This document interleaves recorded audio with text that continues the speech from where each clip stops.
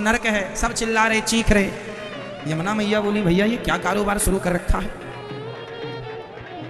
यमराज जी बोले अपना यही बिजनेस है, इसी से 2 रोटी खाते हैं। जो लोग पाप करते हैं उन्हें यहाँ तपा तपा के घुसाते हैं उनके मुंह में लोहा।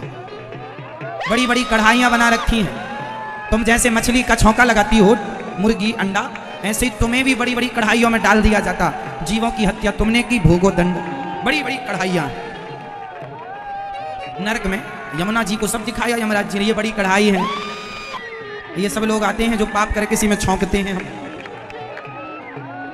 एक महिला खड़ी थी लाल लाल तप रही थी लोहे की, एक पुरुष खड़ा था। यमुना जी ने कहा ये कौन है?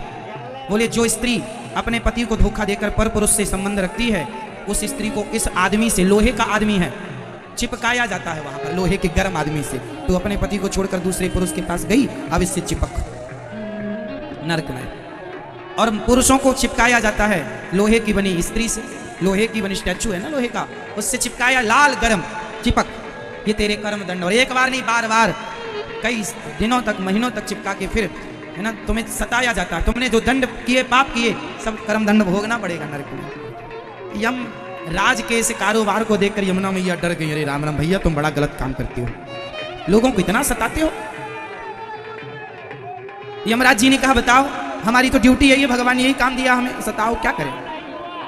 वहां एक नदी है जिसे वैतरणी कहते हैं। वो वैतरणी नदी, उस नदी का पानी आप लोगों ने भी देखा होगा, कभी देखा है? आपको कभी फोड़ा होता है, पस बन जाती है, जिसे पीप भी कहते हैं, पस बन जाती है, फोड़े के अंदर व्हाइट कलर की भर जाती है, फोड़ा फूटने पर वो गंदी गंदी मावाद गिरती है, उसकी नदी, उस मावाद की नदी को ही वैतरणी कहते हैं। वहां इस गंदी नदी में जो पाप करता है, सदा झूठ बोलकर दूसरों को ठग कर, लूट कर पैसा कमाता है, लोगों को सताता है, ऐसे लोग उस वैतरणी नाम के नरक में जाते हैं और उस मावाद की नदी में ही रहते हैं सैकड़ों वर्षों तक। गोता लगा रहे हैं लोग। यमराज की बहन मां यमुना ने देखा। फिर एक नरक है रौरव, बड़ा गहरा कुएं की तरह है, बिल्कुल अंधकार से भरा हुआ है।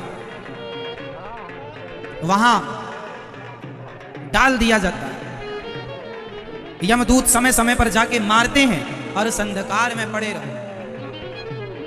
किस पाप से मिलता है रौरव नरक? जो लोग